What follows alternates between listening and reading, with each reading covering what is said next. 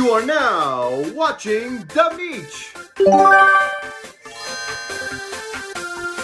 What a Nintendo Direct.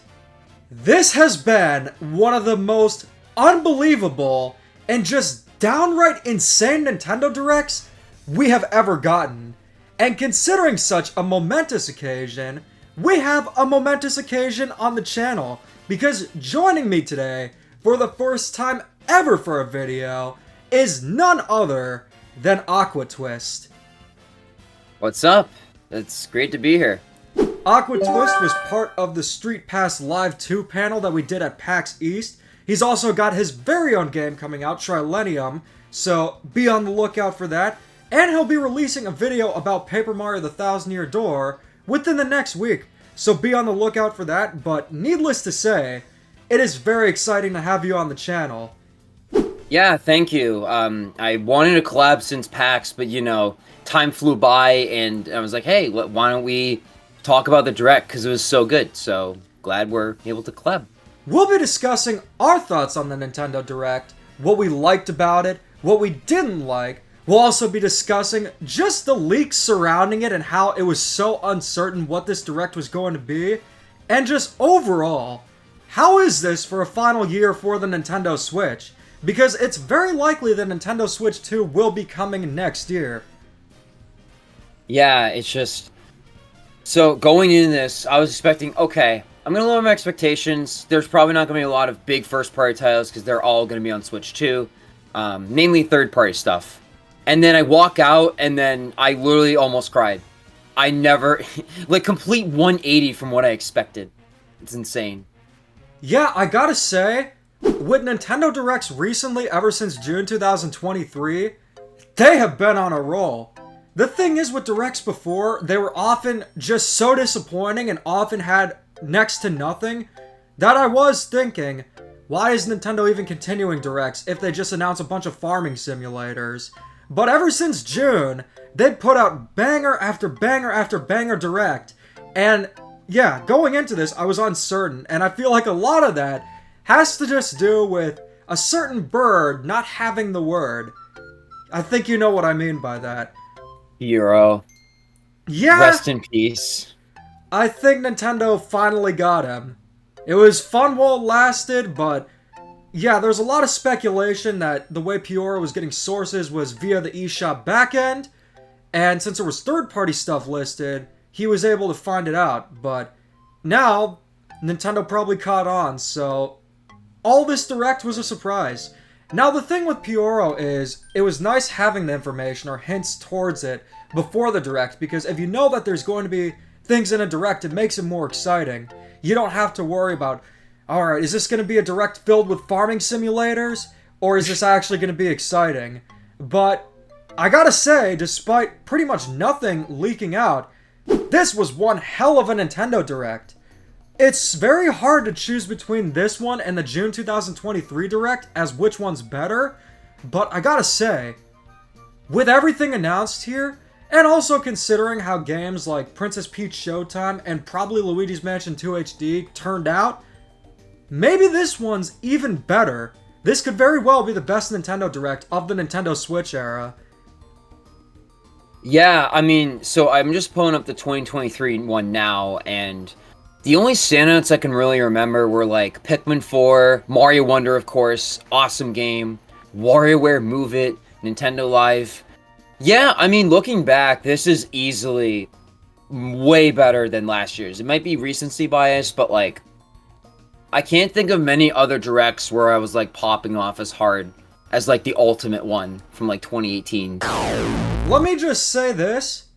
I will say, for one, I completely disagree with the Super Smash Bros. Ultimate Direct being the ultimate one, but considering you're a huge Smash fan, I do understand it, but I think it also just has to do with what's revealed and how it ends up turning out, like with the final product. I mentioned Princess Peach Showtime before, and the thing is, it's a charming but pretty standard game. It's not as engaging as Super Princess Peach, it's not as cool as that game, it's not as memorable or even as fun.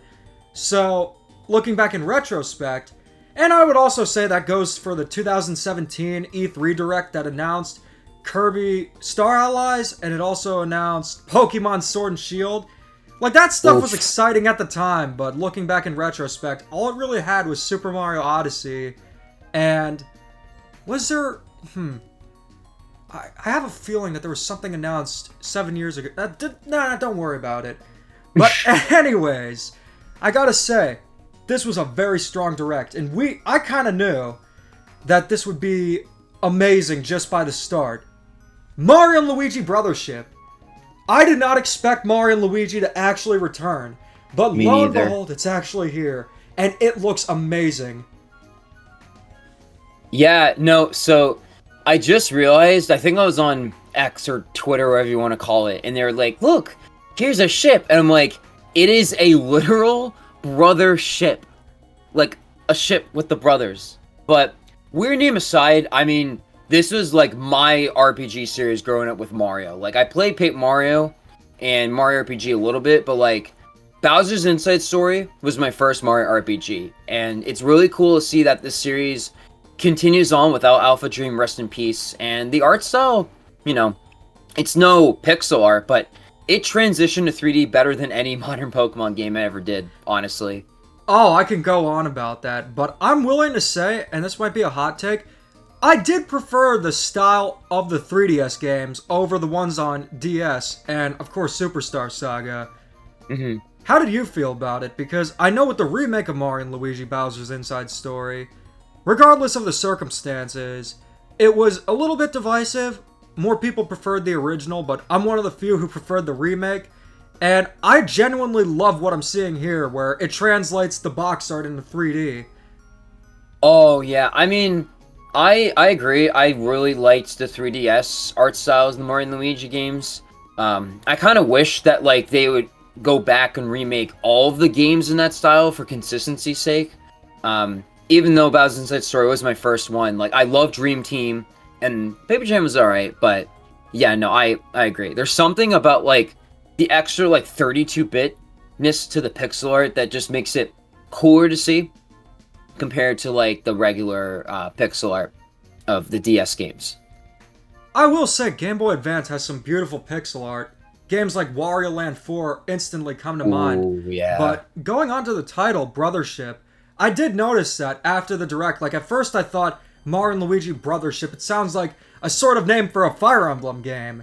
Like, you know how it's usually Birthright or Awakening?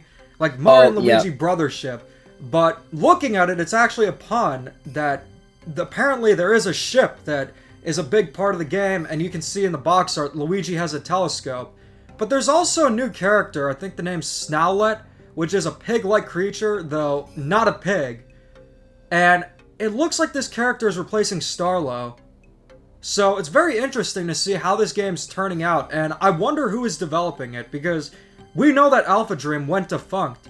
But at the same time, the employees could still be working on games. So they might 100%. have a new company, so I'm wondering, you think this is the same developers, or you think that this is a new group trying to reboot it? You think it's something like, with Mario Party 9, we got ND Cube? Or do you think it's something like Retro Studios, which replaced Rare for the Donkey Kong Country games? Yeah, I mean, I was just rewatching the trailer and scrubbing through it. I don't see anything about a studio name. I wouldn't be surprised if it's just in-house within Nintendo. Or it's like months from now, it's like, oh, we viewed the credits, and it turns out X Studio made it instead, so... That's what Nintendo's been doing recently. We didn't know who was developing Super Mario RPG until it was released. And with Princess Peach Showtime, we didn't know the developer either. It's very interesting. I also do wonder who is developing Luigi's Mansion 2 HD. I'm wondering if Grezzo's behind it or Next Level Games, but it does not look like a Grezzo project. Nope. Not even close. Yeah, speaking of that, we might as well bring it up. It just seems that Luigi's Mansion 2 HD is pretty much going to be the same game, but in HD. How are you feeling about it? I mean, I'm indifferent. I mean, I already have it on 3DS. It's not my favorite in the trilogy. You know, I'm glad it's accessible. I'd rather have it be on Switch than not. But, like, Thousand Year Door remakes, quality of life improvements, UI changes, all that awesome stuff for $60, or the same game on a new system for $60. Which one would you rather play? That's a huge problem that Nintendo has had when it comes to their HD remasters and such, because on one hand, they have the full-on remakes like Super Mario RPG and Paper Mario The Thousand Year Door. But on the other hand, they have these sort of remasters. I don't even know if they're fully that, because, yeah, a lot of things are tweaked a bit to make them look better, like the models and such, but at the same time, they look only slightly better than they would upscaled on an emulator. And it's funny because there was a game that was revealed like that for this Nintendo Direct, but Nintendo, you gotta come up with a fair pricing strategy. I honestly don't mind if the full-on remakes are $60. If the effort is put in to fully remake a game, I think it's justified. Now, for the consumer's sake, it probably should be less, but at the same time, I've really enjoyed Super Mario RPG and Paper Mario The Thousand Year Door. But if it's something that's a simple remaster, it should just be like $40. I don't understand it.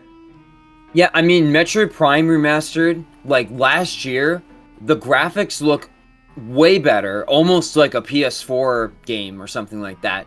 And it's $40. And physically, it's $40. This is the crazy thing, right? Like, when's the last time a first-party Switch title was $40? And the fact that, like, it barely looks any different, like, I feel like, hot take, Donkey Kong Country Returns HD looks better on Switch than Luigi's Mansion 2 does on Switch. You know what? I wouldn't say that's too hot of a take, because I will say this, Donkey Kong Country Returns holds up beautifully. Like, even just upscaling the game, it looks incredible, but if this is going to be a $60 game, it needs to be worth it, and I'm hoping that there's new content or a new campaign, but knowing the trend of these remasters, I'm not expecting it.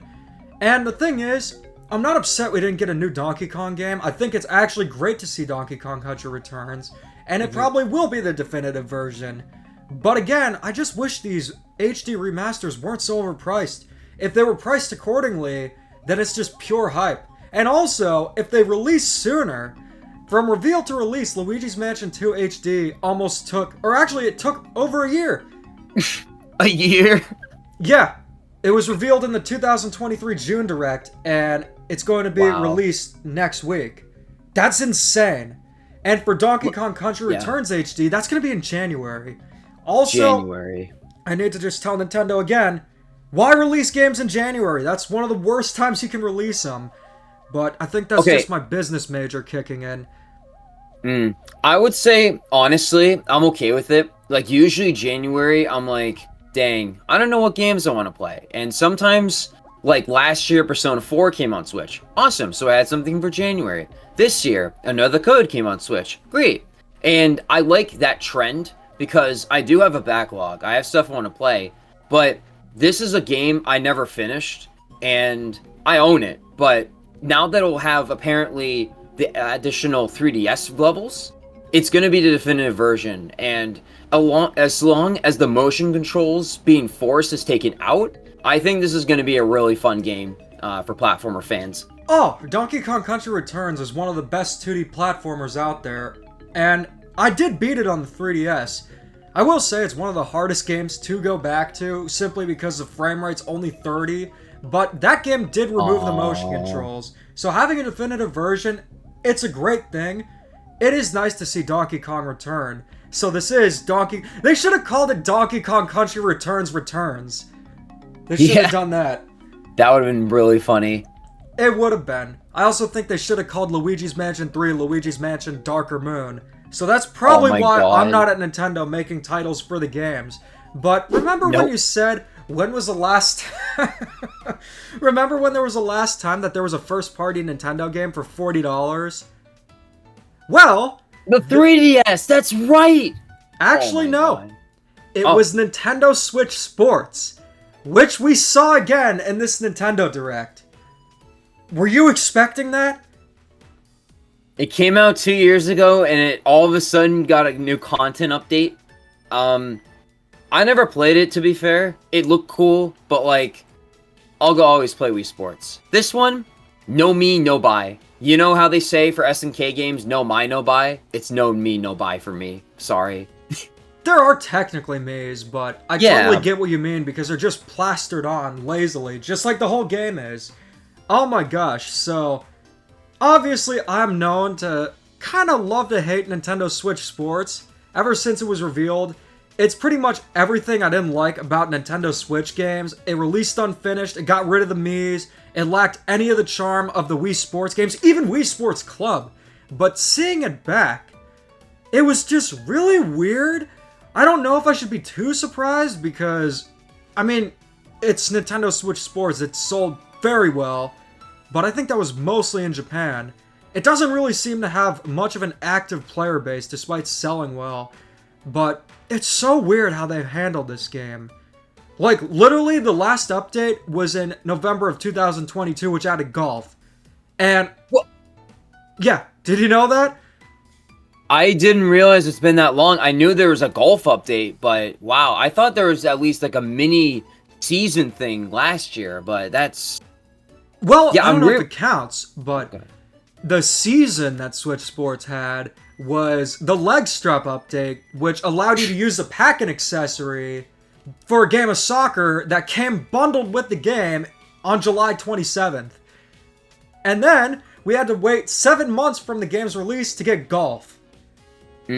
Which is just insane. They delayed golf. Okay, it was supposed to happen in the fall, but it was delayed towards the winter. That whole game was just an absolute mess. And, you know, I expected them to just bury the hatchet. They stopped doing, like, they kind of had a season thing with different costumes and such you could get. But I'm just shocked that it's back. Like, this Direct is known to do the impossible, but I did not expect Nintendo Switch Sports to come back, but at the same time, I can't be mad. I find it funny. Now, the question of whether or not it means Switch Sports will get continuous updates, I'm making a whole video about that. So stay tuned for that. But honestly, this does not happen often in the Switch era. We did see it with the Mario Kart 8 Deluxe DLC, and to an extent what happened with Super Mario Party when it got online, but this is still very bizarre. It's just like... Yeah. very weird to see it back. But, also, I hope basketball comes sooner than later. Guys, we need to have National Basketball Day, in addition to National Leg Strap Day. I was so close to calling this the basketball. I was almost close to calling this the Sports Direct because this was very close to that Looney Tunes game getting announced. I'm like, oh no, they're gonna do more sports, but luckily we didn't see much of that. I'm like, phew. I still pop off. That's all that matters. Yeah, I was talking to Riders DX about that Looney Tunes game, and he is not liking how it's looking.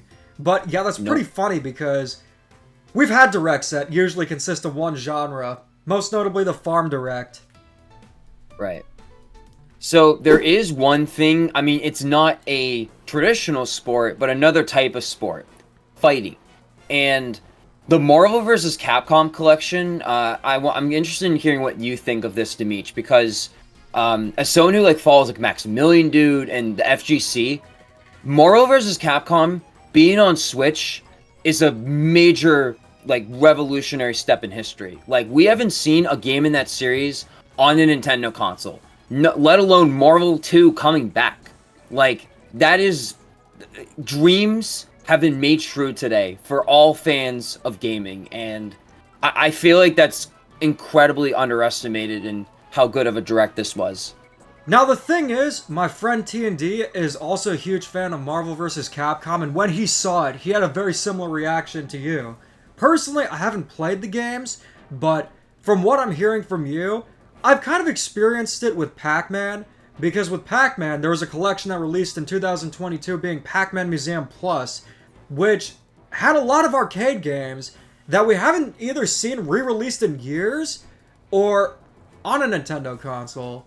And having them, it just felt revolutionary for that series, but I could only imagine just the magnitude of Marvel vs. Capcom being on the Switch, and there were a ton of high-quality collections revealed in this Direct, like Ace Attorney and Dragon Quest. Oh my god. So, I'm not a big fan of the series, but I like it. I still need to play the one that came out earlier this year, the Apollo Justice one. I still need to play Great Ace Attorney, but I'm gonna love them. I know I will. I love the trilogy when I played it many years ago on Switch, and having these, again, like Japanese exclusive games come to the States is awesome. I really like more games being more accessible to people instead of having to make fan translations or, emulate them and stuff like that. It's great. Oh, I love it. And I will say, one of the best things about the Nintendo Switch is because it's region-free, you really don't see a lot of Japanese exclusive games anymore. Like with the Wii and DS, you saw a ton of that. I still want Captain Rainbow so badly. Oh, yeah, that would be fun. And also, like the references and stuff. Chibi Robo Clean Sweep, that's another one. There are just so many games. The Starfy series instantly comes to mind. But it's great seeing just how much has been preserved on the Nintendo Switch. And it's an excellent thing for gaming. Now, I will say, we were talking about how some of the remasters are overpriced, but it is great seeing games like Donkey Kong Country Returns and Luigi's Mansion 2 on the Nintendo Switch. And they are some of my favorite games of all time, so it's great to see them back. I just wish they were handled a little better, but the other collections you were talking about, it's great to see. Now, absolutely. Now, the one announcement towards the middle of the Direct, were you a little bit surprised with this one too? Because this seemed like it would be a one more thing. It was the announcement of The Legend of Zelda Echoes of Wisdom.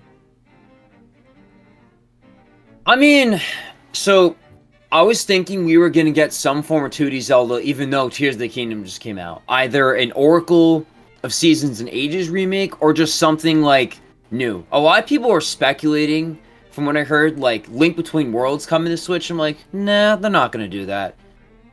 Playable Zelda, though? Like, that is insane. I'm surprised that, like, view-wise, on YouTube, as of this recording, it's at 1.4 million views. Prime 4 is at 900,000. This is a huge deal to have Zelda be playable in the mainline game that isn't the CDI games. Just, even if it's mid, I'll take it. Like, that is new for the series, and, I'm interested, so. I don't think it's gonna be mid. I feel like they have a really good idea going on with, I think it's called the Triceptor, where you can make echoes of items, like making a table and being able to create platforms and such, or using the water to swim. It looks like a really cool game. I know this is like kind of a weird reference, but it kind of reminded me of Scribblenauts, where you would write something down to solve a puzzle. Yeah. And it seems like Zelda can copy things down, and she can copy puzzles. Now, honestly, I was just more intrigued by the gameplay, but having Zelda playable is really cool. I always love when new characters are given the spotlight. With Princess Peach Showtime, I thought that was really cool. Sure, the game did kind of end up being mid, but at the same time, I really appreciated what it did, and it set a cool foundation for a Peach series. So seeing a Zelda game where you play as Zelda, that is very exciting. And we don't have to wait too long either. Yeah, both in the same year. Like I like seeing these, like, the transition from damsel in distresses to, like, leads. Like, that is huge.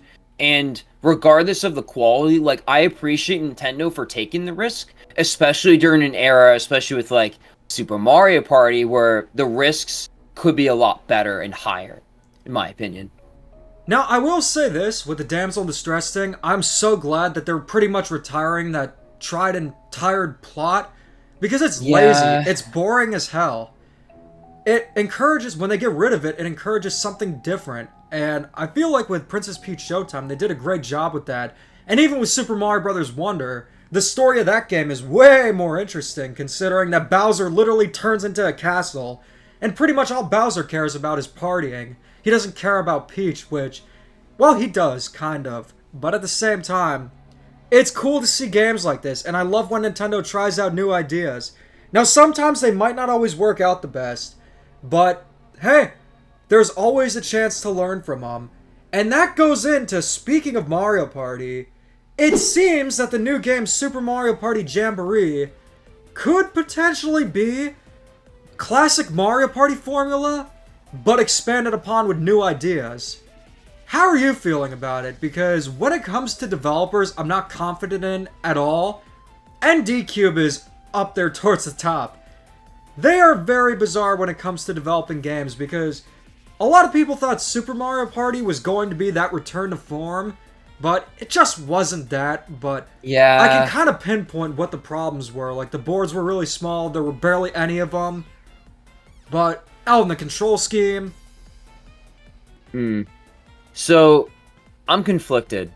I only grew up with, like, Mario Party 8, and, didn't really play much otherwise. I've gone and have since played 6, 7, 5, DS, Superstars, and Super a little bit. You know, I'm not the biggest Mario Party fan, but I love Mario, and I like seeing the spin-offs and stuff like that. My first reaction when I saw Super Mario Party, I was disappointed. They're literally basing it on sales and not what happened before. Where it's like, okay, Super Mario Party, despite coming out first, sold more than Mario Party Superstars, which, my opinion, is the better game. So, Oh, I don't think that's an opinion. I think that's fact. True, but it's like they instead of like I was hoping like either DLC or an expansion. Like, okay, Mario Party Superstars 2 now featuring the GameCube boards. Great. And so that way you can introduce a new generation of fans to these older, more expensive games that will be harder to find. And I like that they're trying something new. Rainbow Galleria does have a really cool map design. My gut is saying that that there is going to be something about this game, gameplay-wise, that doesn't feel like traditional Mario Party, and I'm honestly terrified. Yeah, that is my main concern with it. It's not that it's not just traditional Mario Party, it's that whenever they do something new usually, it's a bad idea. Things like the car and stuff like that. But from what I've seen, I will say I disagree with you that they should have done a Mario Party Superstars 2. Like, yes, the GameCube Mario Parties are excellent, but at the same time, I do feel like we've gotten a lot of remakes and such, and they did do something like that with Superstars already, so it kind of felt like they were getting used to the traditional formula. So I will say this, if Super Mario Party Jamboree turns out to be pretty much like Super Mario Odyssey's equivalent to Mario Party, where it brings back the old formula, but it expands on it and introduces new ideas, that'll be amazing. But if they pull an ND Cube and introduce something that just kind of ruins the game, it's gonna suck. But honestly, if I have to choose between more confident and less confident in this game, I would say I'm leaning towards more confident. And at the same time, they are including 2 boards for Mario Party 1 and 2. Yeah. Being Mario's Rainbow Ride and Western Land. Western Land, yeah. So there is that. I just hope the costumes return. Riders DX wants to see Mario as a cowboy again. I wouldn't be surprised if that doesn't come back. I feel like Nintendo lately has been very particular about how they portray characters, which is shocking that we got Thousand Year Door again, because like that game, you can make Mario look like Wario and Waluigi. Certain things happen in the story where like the appearance of characters is different than how you normally see them. So I think nowadays Nintendo just doesn't want to confuse casual fans of like, wait, why does Mario have a cowboy hat on? So I feel like they definitely do that more with the spin-offs now. They haven't really done it in any of the modern Mario Party games. But you do see it with the sports games. Regardless of the quality, they are trying a lot more new things with the Mario series, and I do feel like that era of mandates is pretty much over. There are still some remnants of the generic era, but I mean, considering everything we've gotten, like Super Mario Bros. Wonder, the remake of Super Mario RPG, Paper Mario The Thousand Year Door, Mario Luigi Brothership, things are, I gotta say, they are not looking, they're great already. This might just be the best time to be a Mario fan. I used to think it was the Wii era, or the GameCube era, but considering everything that's happened during the Switch era, even with some of the stinkers, everything else has been incredible. But in terms of what we've seen so far, there has been a lot with this Nintendo Direct that has just seemingly done the unthinkable, what seemed to be impossible. And the one thing towards the end was the pure definition of that. But before getting into that, was there anything you didn't like about the Nintendo Direct? Because, honestly, it was really just Donkey Kong Country Returns HD looking like a full-priced, kind of lazy remaster. And I can't even be mad about Nintendo Switch Sports Basketball. It made me laugh more than anything. Oh, what I didn't like, okay. Honestly, other than here's the middle segment, like, we got these third-party games. Alright, I'm just neutral. Fine. Nintendo Switch Online. You love it or you hate it. And now, the one title I'm like, can we please get this? Like, I don't really care what else they add but this game. Smash 64. I'm like, okay. Oh, N64, let's go. Oh, M17, alright, whatever. Oh, Perfect Dark. Yeah, I know. Apparently it's getting, like, some new entry. I don't know much about it, but, it's coming back. Turok? Alright. What? Four Swords? Alright, New Zelda. Okay, that makes sense. Zero Mission? Hell yeah, let's go. Wait, where's Smash? Like, this series is 25 years old. This is one of Nintendo's biggest series, and Nintendo is just treating it like, no, just play Ultimate. The other entries don't matter. It's like, no. Like, this entry is critically important. And the fact that, like they're not even gonna lose any money by putting it on the service. Hell, they're gonna make even more money by allowing people to get a Switch Online subscription and play it. So, either it's coming out end of the year or it's not happening. Like, and if it doesn't, that'd be pretty sad. Yeah. That's really the biggest thing for me. I gotta say, it's insane that we haven't gotten Super Smash Bros. 64 on Switch Online. There are a few games like that it's just like, how are these not on Switch Online? There are barely any Game Boy games on there. Game Boy Advance also has a pretty paltry lineup. And when they showed, I know this is super unlikely, but when they showed the mature games coming to Switch Online, I thought that maybe there was a chance for Conker's Bad Fur Day. But it was just Perfect Dark. And what? Are these games still M? With the Nintendo 64 games? Wow, with all the polygons and stuff. Very graphic. But I guess that's the rating they were, but Conker definitely still deserves that M rating. But at the same time, I'm not a fan of Nintendo Switch Online. In terms of playing classic games, if I want to emulate them, I'll just use handhelds. I've just gotten to the point where I don't want to wait for Nintendo to put stuff on Switch Online. So I'm pretty indifferent towards it, but it is pretty insane that we haven't gotten Super Smash Bros. Honestly, at this point, I don't know if we ever will. From what I understand, I've heard our Kit and Krista, from Nintendo Minute, I think they've said on a podcast about how it's like, oh, they don't want people to get confused about Smash or something stupid. Not that they said it, but Nintendo's ideologies. And it's again, putting even if it was Virtual Console, pay $8 for Smash 64, would the average person want to just play that and not Ultimate? Probably not. Maybe a small portion of that. And it's probably a bias because it's my favorite fighting game series, but it's more than just Smash. This is the start to one of Nintendo's biggest series. You get to see all these cool crossover characters, has cool mechanics, cool music that's still in Ultimate to this day, and it's Melee, I can understand it to a bit because they probably don't like people wanting to be competitive with the game. But come on, Smash 64, we have a platform to put it on. Just put it on the platform, They've done it before, but I will just say, they have not handled re-releasing retro games on their online service or anything like a Virtual Console well during the Switch era. But honestly, that and Donkey Kong Country Returns HD are pretty much the only flaws with this Nintendo Direct.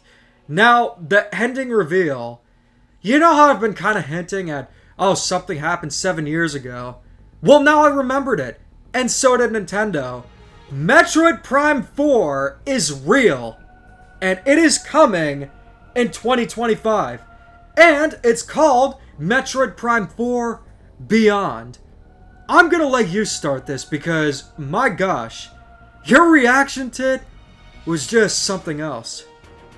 Wow, so where do I start? So, if you it's on the channel, but basically, so I was like, all right, let's lower expectations. It could be Prime 4, why not? But, like, probably because, like, I remember watching Demich's video, he's like, oh, it's like, it's about time that we'll see it. I'm like, yeah, maybe, whatever. My gut, like, as soon as they said that, my gut was like, nah, fam, it's coming. Be ready. And I'm like, uh-oh.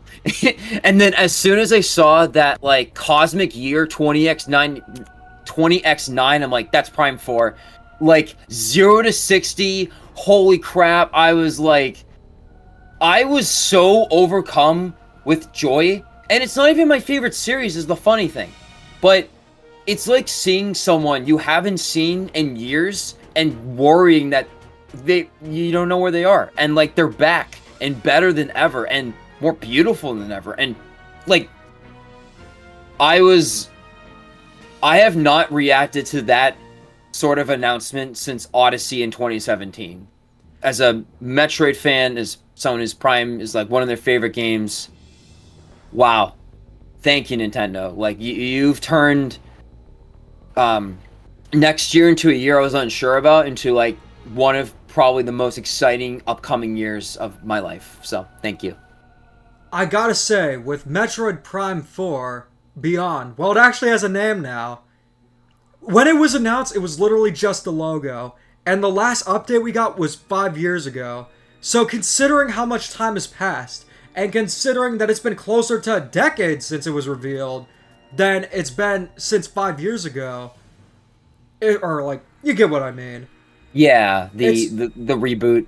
Yeah, it's just, like, unbelievable to see it. And it's also unbelievable because it just does not look like a Switch game. Oh no. All the optimizing done. I know it says Nintendo Switch, but I can't help but wonder, do you think that this is a Nintendo Switch 2 game, and that the Switch version will run worse? Or do you think that they actually were able to optimize it? Because it does look like Metroid Prime Remastered, but at the same time, yeah. I am just so impressed. Honestly, so I flip-flopped. I didn't say it in the video or on stream specifically. I think this is pretty much the same engine as Prime Remastered. I think part of the reason they delayed it is like, alright, this game has taken forever to make. And it's like, oh wait, what if you haven't played Prime 1 before? Uh-oh, the trilogy's expensive. Uh-oh. So, how do we put it on Switch? Let's just put one on Switch. Reuse the same engine. So, I know Kingdom Hearts has done this. I know, like, when they had the collections, they took, like, that PS2-esque engine and used it to port, like, Birth by Sleep and Recoded and Chain of Memories. And, like, that's part of why they all look similar in art style and, like, graphics and stuff. I think it's a very similar thing. They probably just, like, showed off the Switch 2 version of that for the Direct. So I wouldn't be surprised if it is the same engine, it's probably going to look very similar on both consoles. Now, getting it to run at a rock-solid 60 frames per second, and considering how beautiful it looks, this might be the most impressive Switch game from a technological standpoint. That is true. I didn't think about that. I honestly, like, I can't tell from the footage. They like, if it is inconsistent 60, they probably hid that. I don't know. But just, like, the cutscenes, the gameplay, the UI, and, like, everything, this is how I would imagine a Metroid Prime 4 to be like. Where it's like, it's like an evolution of, like, a 17-year-old gap between the games. Not counting, of course, Federation Force. Yes. What was that? Oh, just a figment of your imagination. Yeah, it's the one Prime game I don't own, for good reason. I actually do have it. It might be valuable in the future. It failed, but if anything, this was anything but a fail. It might just be worth the 7-year wait. And that is how you end off an era. It's been 7 years. Part of me kind of is, like, sad to see the Switch go. Like, I've played every single Nintendo console since the Wii and DS when I got it as a kid. And now it's like, oh, me dang, too. I feel like I'm not getting my fill. Because, like, there's even third party, there's constantly stuff you want to get. And I wouldn't be surprised if, like, This is like the Twilight Princess of the Switch, where it's one of the last big releases that's on both platforms, let's say. But, like, I don't know, Rhythm Heaven could get a new entry, like, in 2026, or, like, Chibi Robo. Like, I don't think they're just gonna cut off Switch 1 support first-party-wise until, like, maybe 2027. But I don't want to think that far in the future. I'm all set. I don't think that the Switch will end support like the GameCube did. Oh, or no. like the Nintendo 64 did. I think that... Or the Wii U. I think that, yeah, Nintendo maybe make a few games that are cross-gen or backwards compatible. That might be the route that they're going. Because they did reveal that it is a Switch successor in the next model of the Switch. So it's not something like a new platform. Yeah. But, you know, I will say, considering how long it's been since the Nintendo Switch was released, I am kind of content with it at this point. There are some omissions. We didn't get an original Star Fox. Or we didn't get a Star Fox at all.